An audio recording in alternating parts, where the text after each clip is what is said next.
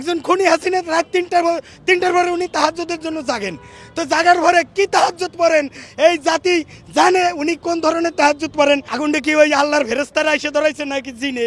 প্রথম দায়ী হলো অথর্ব একটা উপদেষ্টা। আপনি আবার মাইক ঘুরাই নিয়েন না। এই উপদেষ্টার যোগ্যতা নাই স্বরাষ্ট্রমন্ত্রী হওয়ার। স্বরাষ্ট্র উপদেষ্টা বুড়ো ভাম, এই স্ত্রী রাখার সক্ষমতা রাখে না। এই রাষ্ট্র রাখবে কোথেকে? আসিফ নজরুল সে ছাত্রীদের সাথে প্রেম করতে করতে তার আর এই আইন নিয়ে ঘাটাঘাটির সময় নাই। জি ম্যাডাম, অঙ্ক খুব সহজ। আমি এটা আপনি হয়তো আমাকে পছন্দ করবেন না সাক্ষাৎকার নিতে। আমি ছোট করে বলি যে এই বঙ্গ মার্কেট আপনার পিছনেই, এটা এখান থেকে 2-1 মিনিটের রাস্তা। রাত 3টার পরে সেখানে আগুন ধরে।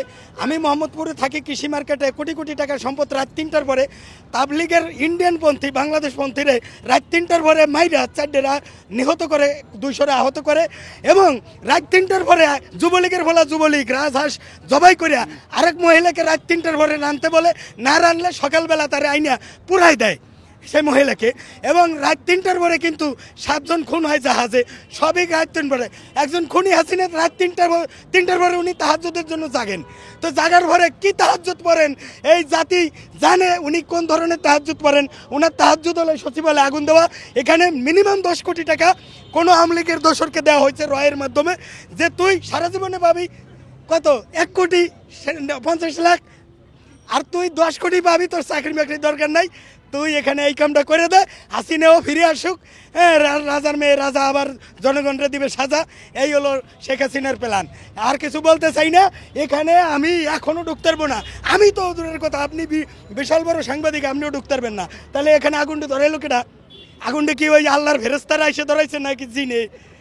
নাকি এখানে কারা ধরাইছে? এখানে আওয়ামী লীগের টাকা খাইতে খাইতে খাইতে খাইতে যারা এখন ডাইন নাদ দিয়ে বাম দিয়ে সিগনেচার করে খাইতে পারে না, সমস্যা হয়, নাহিদরা বাধা দেয়।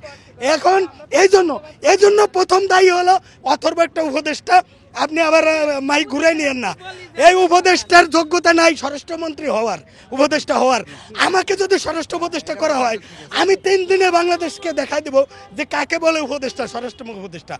আমি বলি এই স্বরাষ্ট্র উপদেষ্টা বুড়ো ভাম, এই স্ত্রী রাখার সক্ষমতা রাখে না। এই রাষ্ট্র রাখবে কোথেকে? এই উপদেষ্টা ডক্টর ইউনূস ঠিক আছে, এই উপদেষ্টা। আর আসিফ নজরুল সে ছাত্রীদের সাথে প্রেম করতে করতে তার আর এই আইন নিয়ে ঘাটাঘাটির সময় নাই। এদের পদস্থ আরেকটা আছে শয়তান ফারুকি, এরা দিয়ে প্রেম করাইতে মজা হয়।